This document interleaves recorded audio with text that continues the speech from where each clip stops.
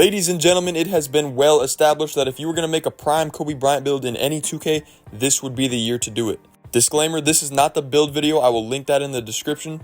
But now that we've got at least most of our badges, it's time to showcase this Kobe build in action. We're going to be taking a look at just how overpowered the mid-range and post control ratings are. And I'm also going to show y'all just how easy it is to shoot with a 76 3-pointer. Now with all that being said, ladies and gentlemen, we got 3 games. So do me a favor, drop a like on the video, sub to the channel if you're new. Doesn't cost you a cent, but it does help me out a ton. And we're going to get right into it. For our first game on the ones, we are playing the 12-second shot clock game mode. So we have to work quickly and efficiently. As y'all can see, we're hitting it behind the back, leaving little bro in the dust.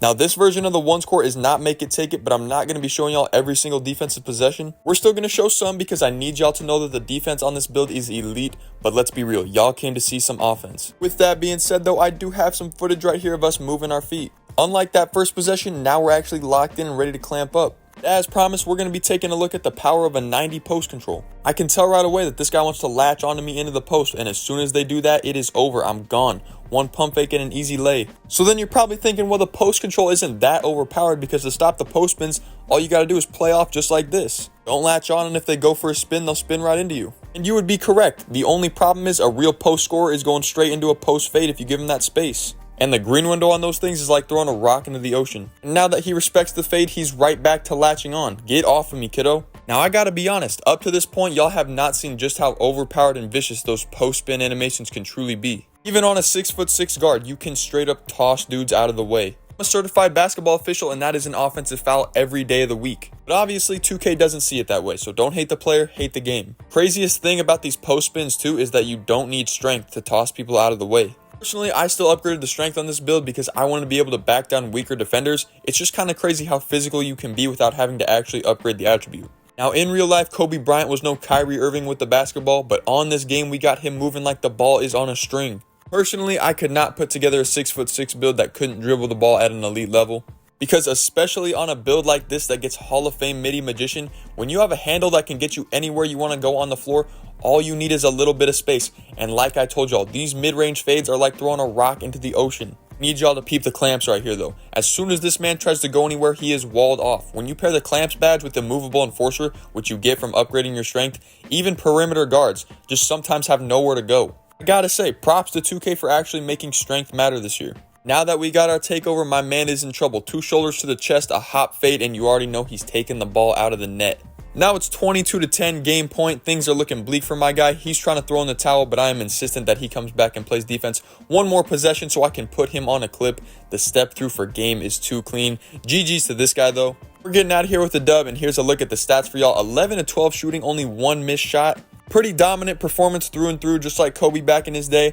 Now on to game number 2. Now right here we're up against a 6'4" guard, and if I remember right, he had pretty good stats, but he starts off playing the game a little bit weird, like he doesn't know what to do. But at this point, I've had enough of the time wasting, enough of the games. I'm reaching in the cookie jar and taking those. Finally on offense, this is where we have to get a little bit saucy on him. We're going to walk him down into the post. One spin off, pump fake, and step through. So simple, but so smooth. It did not take me long at all to realize just how overpowered this build is. Really just sprint to your spot, rise up, and I already told y'all those mid-range fades are like free throws. And in the post, you really have a counter for everything. If they latch on, you spin off. If they give you space, you lean in green. And even if they jump at the post fade, you just pump fake and step through like we did for the last bucket of game 1. As long as your decision making is on point, your defender really just has to guess and guess correctly if they want to get stops. I like to think I'm a pretty decent player, but you do not have to be that skilled at all to use this build. It's because of just how overpowered these post control and mid-range ratings are. Now that I think about it, 2K probably did this on purpose, being that this is like Kobe's year for 2K24.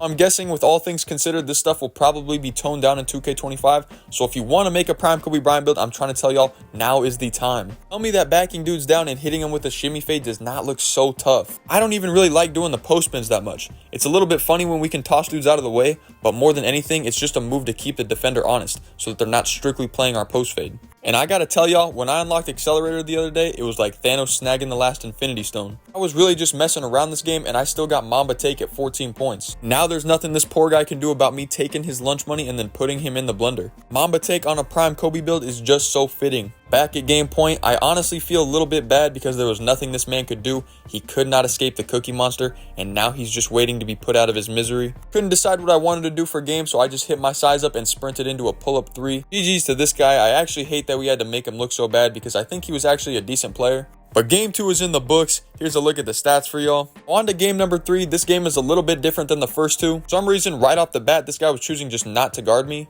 Going into this game in particular, I had not shot a standstill 3 in like 3 straight games, so I did break the first shot. It's all good. We put the clamps on him. We got the ball back, and I'm going to show y'all just how consistent you can be with a 76 3-pointer. Now, as y'all can see, I was not expecting to play the game like this. I'm actually out here waiting to see if he'll come and guard me so I can get y'all a gameplay. But I decided that if this is how he was going to play, I was just going to take this opportunity to show y'all that no, the answer to guarding this build is not to leave it wide open for 3. As y'all can see, this guy is showing that he might be a little bit of a shooter himself, so we better not miss. Missing, we don't. That is Sprite No Cranberry, 2 threes in a row. Any bets on what happens next?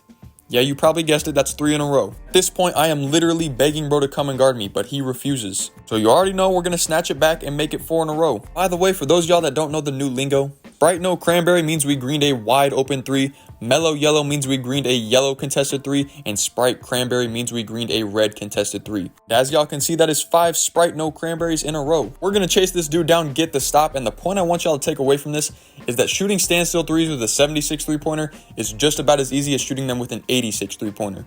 This gameplay was before I unlocked Accelerator, so you know that all you really got to do is hit 2 or 3 wide open ones in a row.